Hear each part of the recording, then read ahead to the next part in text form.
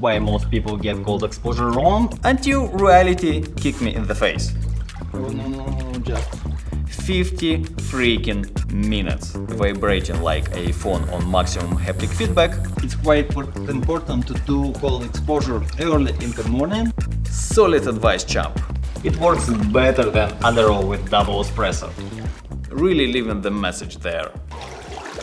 Cold plunging is a trendy way to show off on social media, but is it a gimmick or can it actually level up your health and productivity in a real way? I've heard plenty of stories from friends and online where a cold plunge backfired big time. People ending up sick, dealing with fever, bladder and kidney inflammation, nerve damage or other nasty side effects. I also made a lot of stupid mistakes at the beginning, but after I realized the basic principles of adaptation and the science behind cold exposure, that totally transformed my daily life. Starting with a boosted energy, reduced joint inflammation, elevated libido, and even sharper memory and cognition at my 40 years of age. So how does the same practice wreck some folks and work wonders for others? To break it down, we'll start with the science of deliberate cold exposure, then we understand why most people get cold exposure wrong and how to do it right. Beginner-friendly protocols, advanced routine, and safety tips. So let's dive in. Okay, guys. So originally I had this brilliant idea. Why not to film the entire video about deliberate cold exposure while sitting in the actual cold plunge? You know, full commitment, real suffering, Oscar-worthy authenticity. Genius, right? Until reality kicked me in the face. No, just laugh at that. Turns out, recording in 8 degrees Celsius water is basically a boss level challenge. Every word came out like I was chewing marbles in Antarctica. It's quite important to do cold exposure early in the morning to support your circadian cortisol rhythm. My teleprompter remote died after 15 minutes. The battery clearly quit before I did. Maybe batteries? The kitchen is literally 2 meters away. Every 5 to 6 minutes, brrr. That also means a better erection.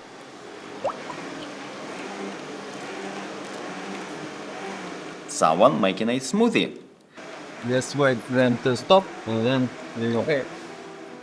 So I'm just sitting there, blue, shivering, waiting like a sad little ice cube. Then, for the cherry on top, some guy started mowing the lawn, right behind the fence. Full volume, zero mercy. I swear, the grass was laughing at me. Yeah, what is it? Oh, and random people walking by going, "Hey, is it cool if we play some music?" Music? How long are you going to make this for? Maybe 15 minutes maximum. Sure, bro, go ahead, blast your summer playlist, while I'm over here turning into a human popsicle. As I'm in the water, shivering, trying to look smart, I had to get out several times just to warm up, No, just laugh at that. and even then, after recording about 80%, my body said, nope. Result. Sitting 15. No, I have hypothermia. My jaw locked, I got confused, disoriented, borderline hypothermic. Smart move, abort mission. I started having signs of hypothermia, uncontrollable shivering, and I feel a bit confused and disoriented. When I checked the footage, I realized I spent 50 minutes in 8 degrees Celsius water. 50 freaking minutes. As much as I'd love to entertain you by vibrating like a phone on maximum haptic feedback, this video is meant to be educational. So I re-recorded the parts where the sound was ruined or I was mumbling too much.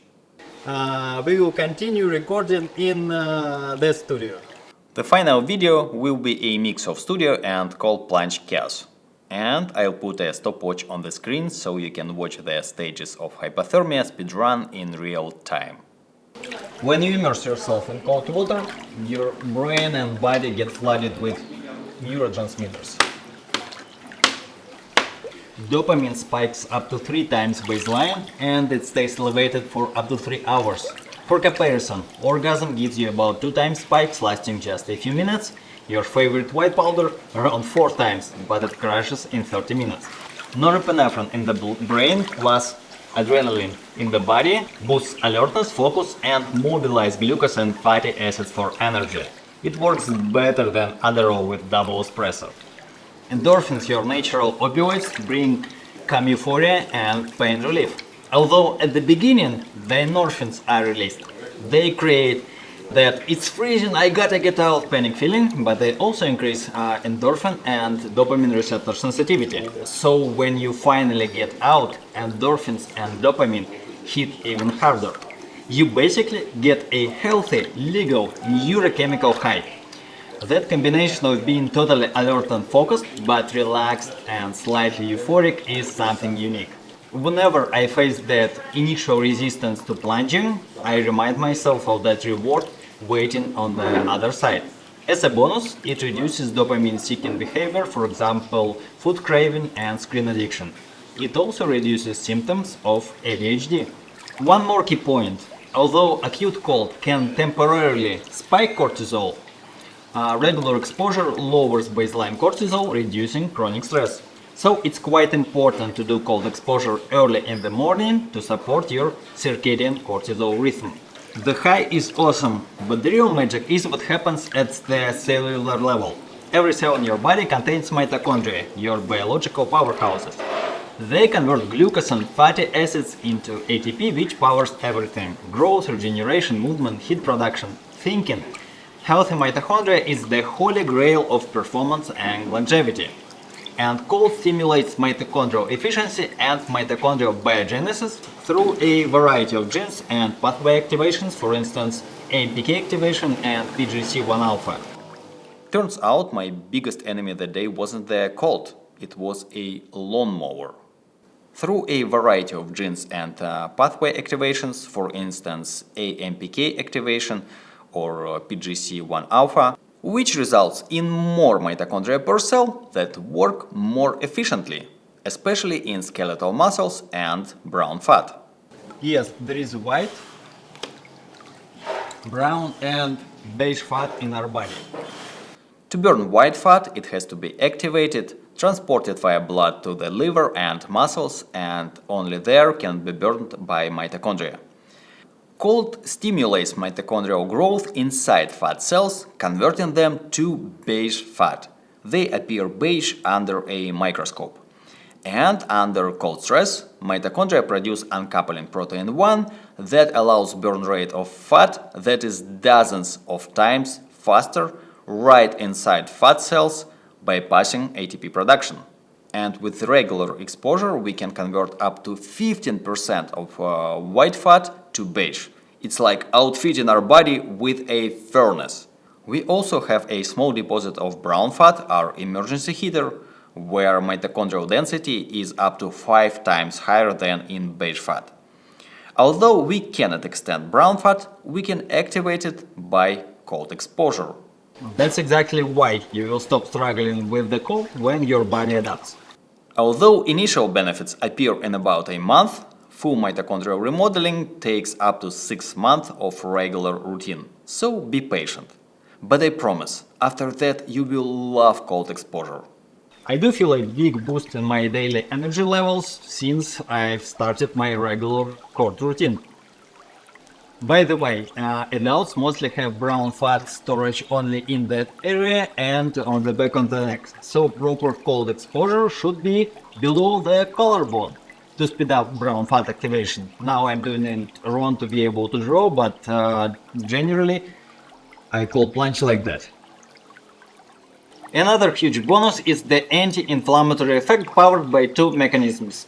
Chemically, norepinephrine downregulates inflammatory cytokines and upregulates anti-inflammatory cytokine production.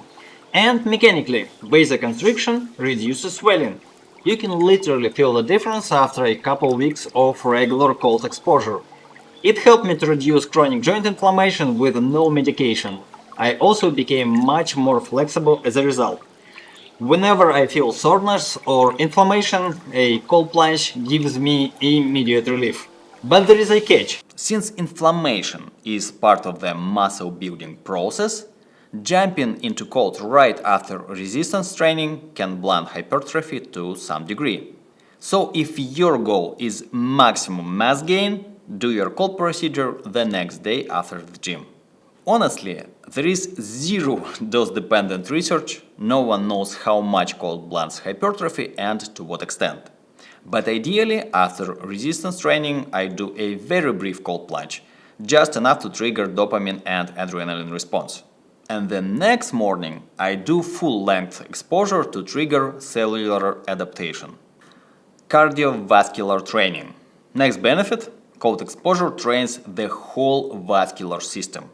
It forces our blood vessels to contract, so-called vasoconstriction, and when you rewarm, to dilate, vasodilation.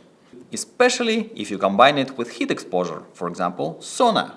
And there are about 100,000 kilometers of blood vessels we work out by cold exposure, enough to circle the Earth 2.5 times. Regular practice promotes new capillary formation and increases endothelial function, which means better release of nitric oxide. That means better oxygen and nutrient delivery, healthy blood pressure, and protection against atherosclerosis. That also means a better erection. The next huge benefits are neuroprotection and neuroplasticity. Under cold exposure, your cells produce so-called cold shock proteins, CIRP and RBM3. CIRP stands for cold inducible RNA binding protein. Think of mRNA as the instruction sheet your cells use to make proteins. Cold can damage these instructions, so the body produces CIRP, which acts like a plastic cover over a fragile document, keeping the message intact so your cells can keep functioning, producing proteins under cold stress. I'm right now under cold stress. RBM3, which stands for RNA binding motif protein 3, has been shown to rebuild lost synapses, improve memory, and protect neurons from degeneration, even in Alzheimer's. Repeated cold exposure upregulates these proteins, especially in neurons and immune cells, supporting neuroplasticity, i.e. brain adaptability, cell survival under stress, and modulation of inflammation. Let's add here upregulation of brain-derived neurotrophic factor, or BDNF. It's a protein that acts like a fertilizer for your brain, increasing neuroplasticity. So, cold practice makes your brain and immune system more adaptive and resilient at the molecular level. In combination with other tools in my health routine, my brain fog, depression, and even ADHD have gone. I do feel enhanced cognition and memory. But judging by that footage, not at that specific moment. Cold exposure increases blood cells count and natural killer cell activity, enhancing pathogen defense. Plus, cold upregulates antioxidant enzymes, protecting immune cells from oxidative stress. And of course, all the effects above contribute to overall health and immune system robustness. My personal experience: since I started cold plunging, I haven't had any respiratory diseases for a year and a half. Could have proved my entire point wrong with a single ambulance ride. Luckily, my immune system looked at me that day and went, "Nah bro, we didn't grind for 18 months just to let your ego ruin the streak." Okay, all that sounds too good to be true. But I tested it on myself, it works as advertised, with one little caveat. People cannot stick with the routine because for many it's torture at the beginning, but it doesn't have to be. And it really doesn't. To understand why most people get cold exposure wrong, we need to grasp the holy grail of any adaptation, hormesis, the dose-dependent response to mild environmental stress. It's super easy to understand with a graph. Y-axis here is the adaptation response, and the X-axis is the stress stimulus, which combines here intensity and duration into a cumulative dose. Down here we have no observed effect. It's like taking a cold shower instead of cold one, or taking a cold shower after you've hit your adaptation ceiling from it. Here you unlock all the benefits: neuroprotection, anti-inflammatory effect, dopamine surge, and more. Push beyond that point and you flip to unwanted side effects: nerve damage instead of neuroprotection, organ inflammation instead of anti-inflammatory effect, cortisol overproduction, and worse. Imagine two guys. Tom puts in some smart effort and gets decent adaptation results. Dick dumps in almost twice the effort, but ends up with the same result. Guess who will stick with the routine? Tom, of course. His return on investment is way higher for the effort. Let's picture the third guy.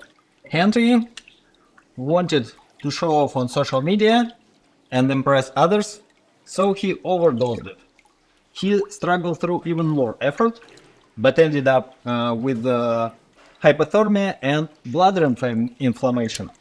Henry will hate cold exposure forever, and even if he pushes through next time, he could end up in the hospital. Let's add Lucy.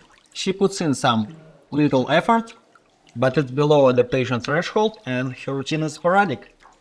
She'll quit too. Why bother if there is no payoff? Here we have maximum adaptation you can squeeze out. Pro athletes aim here, wired up with sensors like a Christmas tree, getting weekly blood draws, all to shave off millimoles and milliseconds. But for us, regular folks, we should aim here, where adaptation is already solid, but the discomfort level is mild, so it takes minimal willpower to keep going. That graph shifts every day. As you progress, the whole curve moves right. After a year of consistency, the same stress load that almost killed Henry will be an effortless sweet spot for Tom. I used to be like Dick, sometimes even like Henry, having hypothermia multiple times. It's like grinding hard just to get a negative result. After each hypothermia, I felt groggy the whole day, sometimes even several days. Total waste of time and energy. Now I'm like Tom, enjoying the process and the result. Unfortunately, there is no quick test or formula to determine your sweet spot. It's all about common sense, tuning into your body signals and building experience through regular practice. That's why you must start with minimum doses and progress slowly and steadily, paying close attention to how your body responds. So let's move on to protocols. The softest and the most newbie-proof cold exposure is hiding right inside your bathroom. And cold shower is the easiest way to start. And the protocol is extremely simple. Start your morning shower with cold water, keep it for as long as you want, then have your shower at a comfortable temperature and finish with cold. Again, it doesn't matter how long. At the beginning, you need to stick with the routine, so it shouldn't be hard. Over time, you'll adapt and increase duration. Have fun. Once you get bored with a cold shower, it's time to plunge. Unfortunately, in Bali, where I live, cold showers are never cold. They rather slightly cool. Luckily, cold plunges are getting more and more ubiquitous these days. More and more gyms and spa centers offer you that guilty pleasure. So let's move to the cold plunge protocols. I advise you to start with water at 12 to 15 degrees Celsius, it's 54-59 degrees Fahrenheit, for 30 seconds. Rewarm in sauna or warm shower, then go for another 30 seconds. Next day, 45 seconds plus 45, then 1 minute plus 1 minute, slowly build up to 3 to 4 minutes over 1 to 2 months. Don't plunge every day, give yourself 1 to 2 days rest between sessions. But you can enjoy your cold shower every day if you like. Once sitting 4 to 5 minutes at a given temperature feels almost boring, then you can drop the temperature. If you cannot adjust the temperature, you can sit longer or do more sets. And for the best results, alternate cold with heat exposure, which we'll cover in the next episode. Remember, consistency is the key.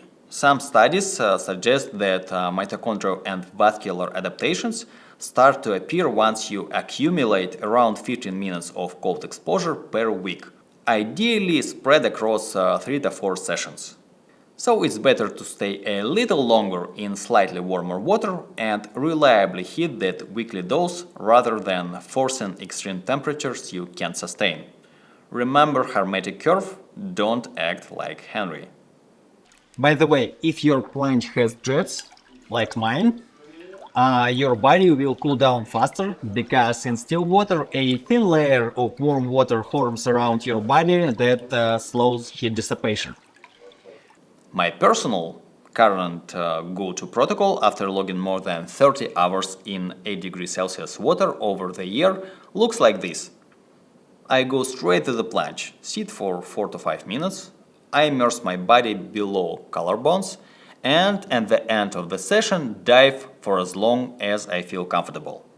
Then straight into a hot tub for a couple minutes. The temperature contrast feels amazing. Then sauna at 70 to 90 degrees Celsius, it's about 158 degrees Fahrenheit, for 15 to 20 minutes. And finally back into cold water for 7 to 15 minutes. I don't chase any numbers, I just listen to my body to know when it's enough. One day I can sit for 3 and 5 minutes, the other 5 and 15 for example. After that, I let my body reheat naturally, which increases adaptation response. I also practice a breath work in the plunge that kicks me to meditative state after a couple minutes. I can record a separate video about it, drop a breath work in the comment if you want me to film it. Very important, if you ever feel confused, disoriented or start shivering uncontrollably, get out immediately. Warm up in a sauna or warm shower and take a break for 2 to 3 days to recover. Solid advice, champ. Really leaving the message there. 10 out of 10 for hypocrisy. Would not survive my own TED Talk. Fun fact, we actually have a muscle called the cremaster, which can pull the testicles up into the body when it's too cold outside. So don't be scared if you cannot find your balls after long plunging. They will return back as soon as you rewarm. Mine took a holiday that day. Packed their bags and everything. That day proved exactly how fast the cold can nuke your brain. Any sane person would have bailed 30 minutes earlier instead of slurring safety tips while turning blue. The moral of the story, guys, the cold impairs your cognition, but being cold adapted makes you slightly less doomed. One more important safety rule: never plunge if you're feeling unwell. Listen to your body and err on the side of caution. If you have a flu, a fever, or any respiratory infection, wait until you've fully recovered before resuming. The added stress of cold exposure can strain your immune system, potentially prolonging illness or leading to complications. Similarly, if you're overtrained or sleep deprived, it's best to skip the plunge altogether or at least dial back the duration and intensity. Cold stress can exacerbate recovery deficit in already compromised states, increasing risk of injury or burnout. Okay, let's summarize principles and safety tips. First principle: it's better to spend more time in slightly warmer water. 5 minutes in 12 degrees is better than 1 minute in 6 degrees Celsius. Safer, easier, and gives higher adaptation response. Second, it's better to spread out your cold exposure across the week rather than cramming it into 1 or 2 intense sessions. 4 times per week is optimal. Third, progressive overload. This isn't about traumatizing yourself to impress others. It's about gentle, sustainable progress. Fourth, never do Wim Hof breathing or any other breath holds after hyperventilation in water. Not in a cold plunge, not in a pool, not in any water. It's extremely dangerous because you can black out without warning and drown even in shallow water. There have been at least 32 reported deaths linked to doing Wim Hof breathing in water, and who knows how many unreported. Fifth, never plunge if you feel unwell, and if you're sleep deprived or overtrained, dial back the duration of your cold exposure. Question: will cold exposure help me to lose weight? Not really, at least not in any fast, noticeable way. A safe cold plunge lasts just a few minutes. Compare that to 30 minutes of zone 2 cardio, which burns way more calories in one session. Cold exposure helps indirectly by speeding up recovery, so you can train more by building up base fat and slightly increasing your resting metabolism. So if fat loss is your main goal, prioritize your favorite cardio routine and a proper diet. And use cold exposure as long-term health support. I hope this has inspired you to give it a shot. Now you've got no excuses left. Cold exposure is both scientifically proven and time-tested. In fact, the earliest written record of deliberate cold exposure goes back over 5,500 years. So here's your challenge. Tomorrow morning, start with a cold shower. Switch to hot and finish cold. Then, during the day, search for the nearest gym with a cold plunge. And have fun with cold exposure. Hit that follow, because the next video will completely shift how you see deliberate heat exposure, or simply sauna. You won't want to miss it. It's a wrap! It's a wrap! It's a wrap!